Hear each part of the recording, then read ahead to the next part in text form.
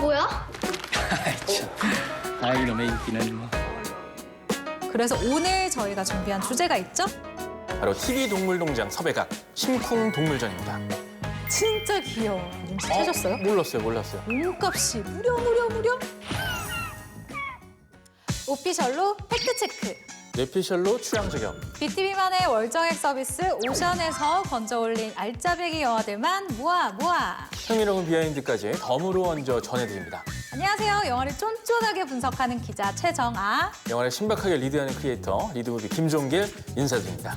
우리가 영화를 보다 보면 가끔 영화 내용이나 배우보다도 자꾸 눈길이 가고 마음을 훔치는 심스틸러가 있는데요. 바로 귀요미 동물들이죠. 그래서 오늘 저희가 준비한 주제가 있죠. 바로 TV 동물농장 섭외각 심쿵 동물전입니다. 이 영화 속 동물은 TV 동물농장뿐만 아니라 세상에 이런 일이에 나올 법한 심스틸러입니다. 미스터 주 사라진 VIP인데요. 일단 동물들이 말을 하고 주인공이 그 말을 알아들어요. 얼라야, 일로 와봐 그래. 아 이게 어디서 어른이 말하는데 색깔어? 그래 나 너 하는 말 다 알아듣거든. 어디다 대고 그냥 골라 따위가. 어따 대고 인간 따위가. 아이고 맞았다. 야! 국가정보국 에이스 요원 태주는 중국에서 온 VIP 경호를 맡는데 그 VIP는 바로 중국과 우호 관계의 상징인 팬더입니다. 하지만 팬더가 납치되는 사건이 벌어지고 태주는 군견 알리와 함께 사라진 VIP를 찾아 나서죠. 이 영화에는 미스터 주라는 제목의 힌트가 있듯이 여러 동물들이 나오는데요. 그중에서도 우리의 마음을 훔친 심스틸러는 바로 군견으로 나오는 알리입니다. 전장을 누비는 군견한테는 월급 따위는 중요하지 않지. 9.11 테러 때도 현장에 있었다니까. 뱃속을 놈아 세상 빛도 못 본 놈이 어디서 우리 머리야? 어머니 몸 안에서 활약했지. 1478. 1478! 네, 알리는 귀엽기도 하지만 늠름하고 믿음직스러워서 심쿵하게 되는데요. 무엇보다 연기가 정말 자연스러워서 시선을 끌죠. 특히 아이 컨택을 정말 잘해요. 맞아요. 매 장면이 감탄스럽지만 특히 기억에 남는 장면은 태주가 VIP 찾는 일에 회의를 느끼고 알리를 외면하게 되는데요. 그래서 알리가 잡혀가는데 그 안에서 안락사 위기에 처한 것을 알고 태주가 구하러 오죠. 이때 제 느낌상 알리가 표정 연기까지 완벽하게 하는 것 같습니다. 괜찮아? 너 어디 다친 데 없어? 손 괜찮아? 손 괜찮냐고? 어? 알고 보면 우리의 알리 실제 이름은 인구인데요. 너무 친숙하다고. 인구.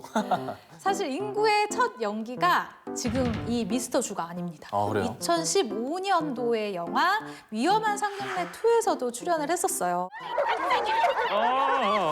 움직이지 말라고. 조그만 이상한 낌새라도 보이면 우리 애들이 가만히 두지 않을 겁니다.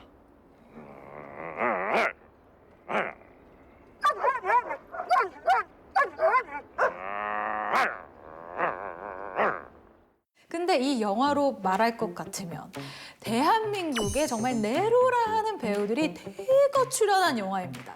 배우 이순재, 김수미, 신하균, 이성균, 유인나, 김보성까지. 와, 진짜 대단한데요? 네. 네. 각자 맡은 역할을 아주 충실히 연기를 했는데요. 제가 생각하는 이 영화의 최고의 그 캐스팅은 이순재 씨가 아닌가 싶습니다. 이 3살 된 햄스터 역을 맡았는데요. 나 좀 살려줘봐. 자네 집으로 데려가라니까. 앞으로 길어봤자 6개월밖에 못 사는데 고혈압에 심근경색까지 생겼어. 정원 씨는 혹시나 맡게 될 역할이 있다면 어떤 동물을 맡고 싶으세요? 저는 하나 있습니다. 옛날에 그 홍석천 씨가 저를 그렇죠? 보면서 너는 개상도 아니고 고양이상도 아니고 넌 수달상이다. 이렇게 얘기했거든요. 너는 수달을 닮았다. 정말 잘 어울립니다. 네, 수달 더빙은 제가 잘 할 수 있습니다. 네, 역시 관객들이 심쿵하는 동물에는 또 견종을 빼놓을 수 없는데요. 특히 동물 영화가 아니라 전혀 예상치 못한 영화에서 강아지가 등장하면 그 분위기가 확 달라지죠. 심각한 남북 관계를 다룬 영화 공작에서 귀여운 강아지가 나온다고는 아무도 상상하지 못했을 겁니다. 이제 자네가 북한 권력층으로 침투해 그들이 어떤 일을 일으킬지 알아봐줘야겠어. 심지어 극후반에 카메오로 출연한 이효리 씨보다도 유명세를 탄 강아지가 있죠. 이효리 씨 가만히 있다가 의문의 1패. 이효리요.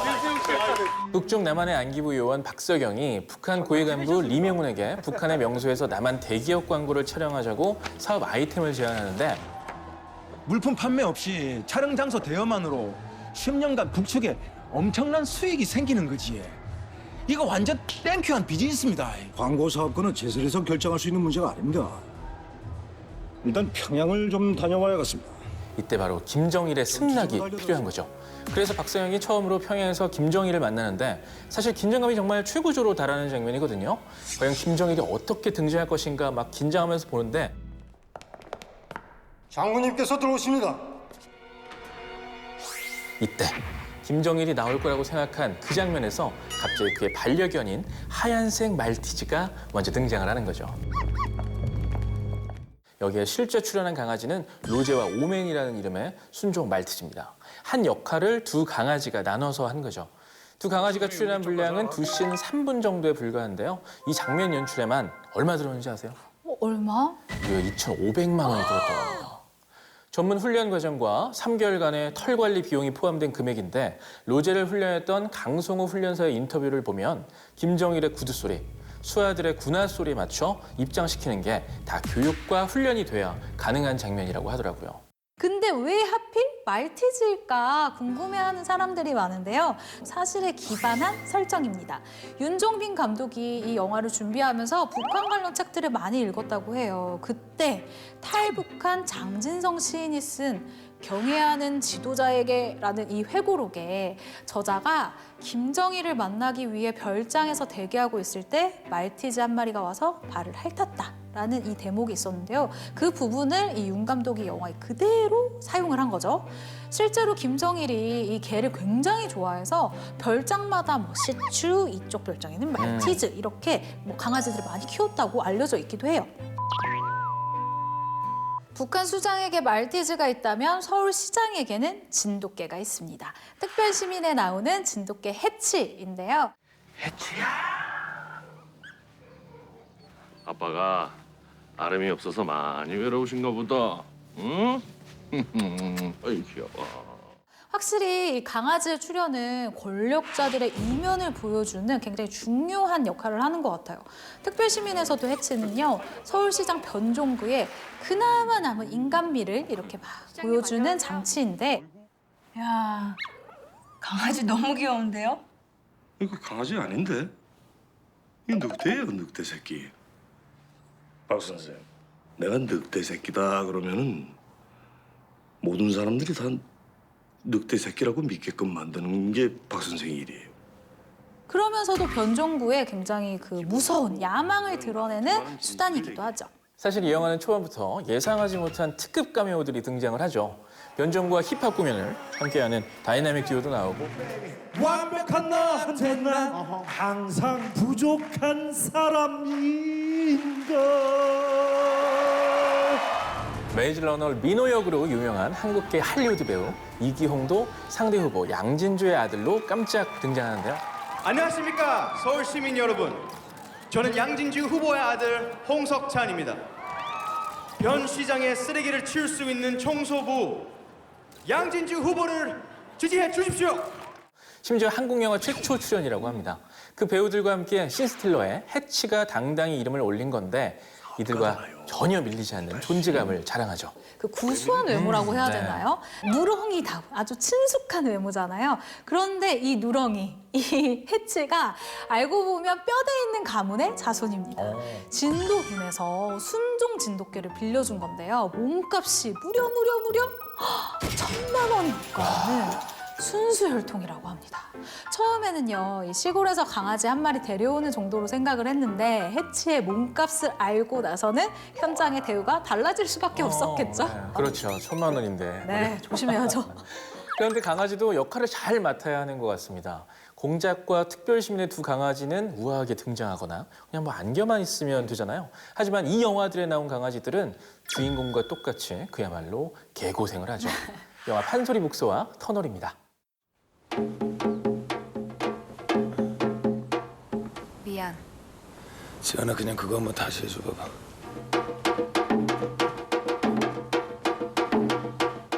먼저 판서리 복서에 나오는 강아지는 유기견 역할인데요. 거리에서 동네 아이들한테 괴롭힘 당하는 것부터가 고생인데 주인공 병구가 그런 강아지를 보고 데려와서 키우죠. 이때 저는 연출이 참 디테일하다고 생각했습니다. 바로 간식으로 천하장사 소시지가 등장하는 거예요. 그래 잠깐만. 저도 강아지한테 사실 줘본 적 있어요. 너무 귀여워서. 근데 약간 항상 느끼는 거지만 이 한 개를 다 준 적이 없어. 항상 까주고 넣어주고 나도 한 입 먹고 까서 넣어주고 나 한 입 먹고. 근데 내가 한 입이 나 한 입 이만하고 강아지 요만큼 줘. 너가 더 많이 먹어. 내가 더 많이 먹지. 맞아요. 병구는 데려온 유기견한테 포먼이라는 이름을 지어줍니다. 포먼. 에? 조지 포먼. 제가 키울 거예요. 이 이름은 45세의 세계 최고령 헤비급 챔피언에 오른 전설적인 미국 복싱 선수 조지 포먼에게서 따온 건데요. 극중 병구의 롤모델이죠. 조지 포먼은 45살에 세계 챔피언 됐다고 하더라고요, 관장님. 근데 하필 주인이 복싱 선수다 보니까 이 포먼의 고생도 이만저만이 아닌 거죠. 병구가 복싱을 다시 시작하면서 훈련을 할 때 포먼도 함께 훈련을 하는데요. 특히 해변을 함께 뛰는 로드워크 대목은 영화 로키의 오마주인데 포먼도 불새체육관 티셔츠를 입고 같이 뛰기도 하고 또 팔굽혀펴기 할 때는 병구의 등에 올라타서 훈련 파트너가 되기도 하죠. 포먼도 같이 운동하죠. 그래도 터널의 탱이에 비하면 포먼은 큰 고생은 안 했다라고 할 수 있는데 누구세요? 시켜. 너 왜 있어? 뭐? 거의 뭐 탱이는 시스틸러라고 볼 수 없고 하정우 씨가 틱톡으로 주인공 역할을 했다고 볼 수 있겠죠. 극중 정수와 탱의 케미가 대단한데요. 모든 장면이 뭐 명장면이라고 할 수 있습니다. 첫 만남 장면부터 정수가 아껴 먹던 케이크를 탱이가 먹튀 하는 장면.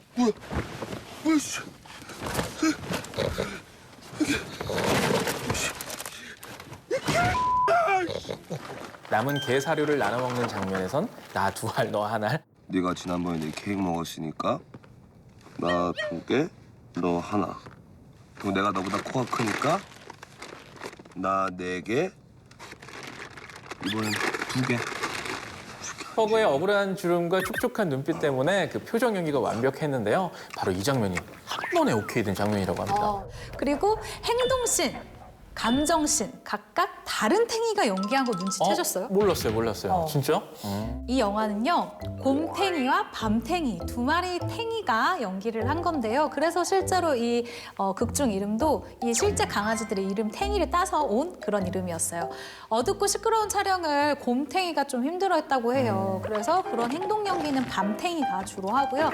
조용히 앉아서 눈을 맞추는 감정 연기 같은 경우에는 곰탱이가 했습니다. 그러고 보면 두 마리 다 정말 고생을 많이 했죠. 촬영 현장에 적응시키기 위해서 폐차에서 훈련을 시키기도 했고 또 하정우 씨와 친밀함도 굉장히 중요하잖아요. 하정우 씨가 분장실을 같이 쓰면서 먹이도 주고 또 배설물도 직접 치우고 또 데리고 다니면서 이 복도를 막 뛰어다니면서 운동도 같이 하고 친해지려고 노력을 많이 했다고 해요. 강아지뿐만 아니라 모든 동물이 새끼 때의 귀여움은 정말 넘사벽인 것 같습니다. 이번 영화는 아기 사자가 나오는 화이트 라이언 찰리입니다. Good boy. You want some music, boy? Oh yeah. You like it, boy? 제목 그대로 하얀 털의 사자 찰리와 소녀 미아의 교감을 다룬 작품인데요. 아빠가 믹과 미아 남매에게 크리스마스 선물로 이 아기 사자 찰리를 선물하는데 Oh my word. It's a miracle. Bonjour. 이때 처음 등장할 때부터 바로 그 심쿵 장면이라고 볼 수 있을 정도로 너무 예쁘고 귀여웠습니다. 실제로 믹과 미아 남매는 찰리를 반려동물처럼 키우죠. 믹이 찰리를 신생아처럼 품에 안고 우유를 먹이는데 찰리가 정말 아기처럼 얌전히 믹에게 안겨 우유를 빨고 있습니다. 이 모습에 어떻게 안 반할 수 있겠어요. 그리고 찰리가 창가에서 미아를 바라보다가 눈을 껌뻑이면서 조는 장면 등 아기 사자일 때 이 심쿵 포인트가 정말 많습니다. 그런데 얼마 못 가요. 왜냐하면 발육 속도가 어마어마하거든요. 생후 4개월에 이미 대형견 크기만큼 커버리더니 8개월, 1년이 지나니까요. 건장한 어른이 겨우 들 수 있을 정도로 성장해버리죠. It's okay, Dad. I've got this. It's not okay. He's eating the TV. And your supper. And he keeps going for Trevor. He's too big to be in this house. I've told you, he needs to be outside with the others. 그런데 찰리도 그렇고 배우들도 그렇고 성장 과정이 굉장히 리얼해 보이잖아요. 이 영화가 보통의 영화와는 다른 것이 실제로 3년간 같은 사자, 같은 배우들이 함께 성장하면서 찍은 리얼이라는 점입니다. 찰리 역을 소화한 사자의 진짜 이름은 토르인데요. 질드 메스트로 감독은 이 현실감을 높이기 위해서 실제 사자와의 촬영을 감행을 했습니다. 실제 이 사자와 소녀의 교감을 보여주고 싶어서 배우의 성장 과정도 함께 담은 것인데요. 그래서 미아 역의 다니아드 빌리어스를 캐스팅한 이유도 그녀가 이 사자와 친숙한 남아프리카 공화국의 배우였기 때문이라고 합니다. 이런 노력 덕분에 정말 몰입해서 볼 수 있는 영화였습니다. 특히 오랜 시간 공을 들여 촬영해서인지 사자 토르의 연기력도 갈수록 막 느는 것 같은데요. 미아를 뒤에서 이렇게 덮칠 때 적당한 강도의 액션 연기를 선보이고요. Do you love me, Charlie? I suppose so. 사람 많은 쇼핑몰을 유유히 지나가는 장면도 인상적이죠. Stop it. Always do crazy things. Come choose, come choose. 그리고 미아와 찰리가 잠시 떨어져 지냈을 때 찰리가 보여준 그 그리움 가득한 표정 연기도 일품입니다. 고양이과 동물들의 애교는 정말 사람을 녹이잖아요. 네. 그래서 이번에는 진짜 고양이 심 스틸러가 나오는 영화입니다. 내 어깨 위에 고양이 밥인데요. It's harder coming off methadone than kicking heroin. You can't do it on your own. I'm not. I've got him. Got me this far. 주인공 제임스는 과거 약 중독자이자 노숙자로 버스킹을 하면서 근근히 살아가요. 그러다가 중독치료 상담사의 도움으로 원하던 집을 얻고 새 출발을 할 기회를 가지게 되는데 이 목욕을 하던 중에 인기척이 들립니다. 저는 이 영화가 순간 공포 영화인 줄 알았어요. 너무 순간 무서웠었는데 보니까 고양이 한 마리가 창문으로 쏙 들어온 거였어요. 배가 고팠는지 이 제임스가 앞에 있는데도 시리얼을 훔쳐 먹기도 하는데요. They're better with a bit of milk, actually. I'm gonna get you some.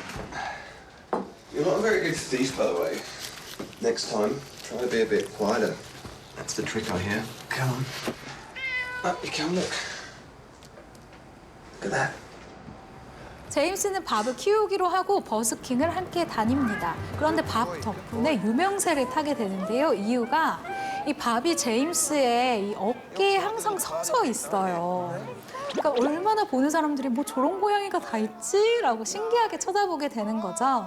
제임스가 노래를 부를 때 그루밍을 하는 밥의 모습이나 이 통통한 발등, 똘망똘망한 눈빛, 그리고 특유의 표정 등 귀여운 장면들이 정말 계속 나와요. High five. Hey, high five. 그리고 보니 뭐 정아 씨도 고양이 삼순이 키우잖아요. 이거 네. 어떨 때 제일 귀엽죠? 진짜 너무 귀여운 게 밥 먹을 때, 밥 먹을 그리고 때. 잘 때, 그리고 밥 먹고 잘 때.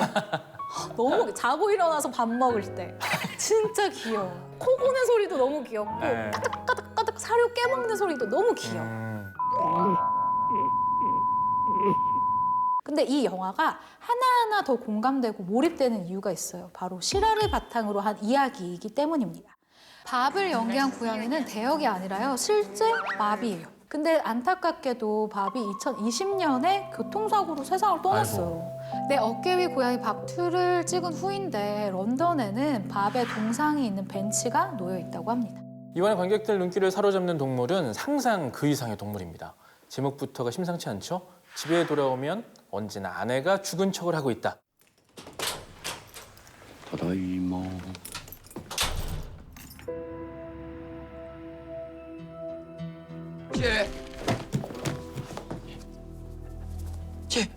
家に帰ると僕の妻が死んでいました。 이 영화는 진짜 제목을 보자마자 봐야 되겠다라고 사실 개인적으로 생각했어요. 네, 여기서 등장하는 동물은 바로 악어입니다. 정확히 말하면 악어 인형이죠. 남편 준과 아내 치혜 부부는 결혼 3주년을 앞두고 있는데요. 어느 날부터 아내 치혜가 준이 퇴근하는 시간에 맞춰 죽은 척을 하기 시작하죠.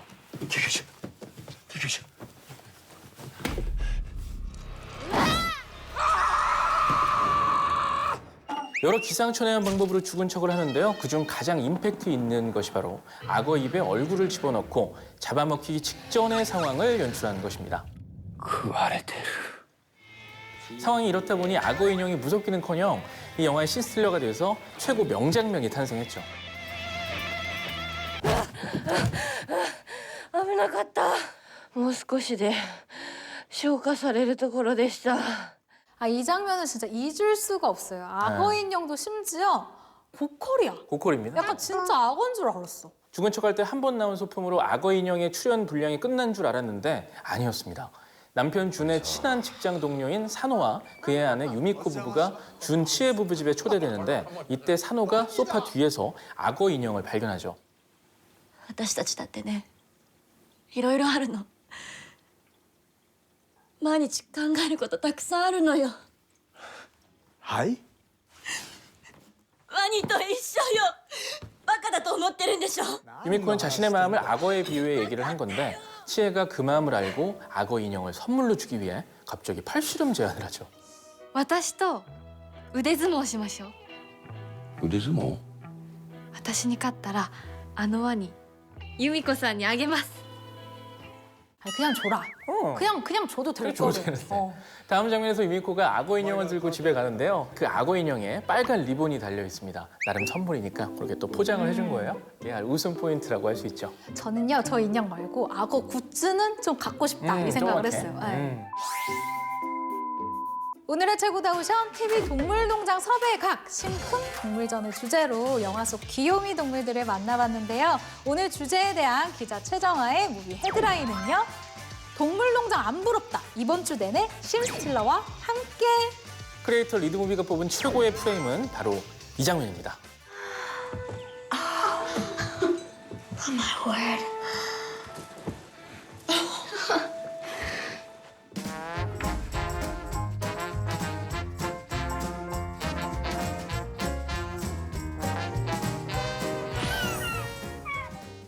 오늘 최고다 오션에서 소개한 영화들은 콘텐츠의 바다 오션에서 자신 있게 맑게 무제한으로 감상하실 수 있습니다. 다양한 콘텐츠를 아낌없이 보고 싶을 때 이게 오션, 가성비 좋은 콘텐츠 생활을 누리고 싶다면 어서 오션, 다음 주에도 즐거운 영화 토크 매력 속에 퉁덩 빠져보셔.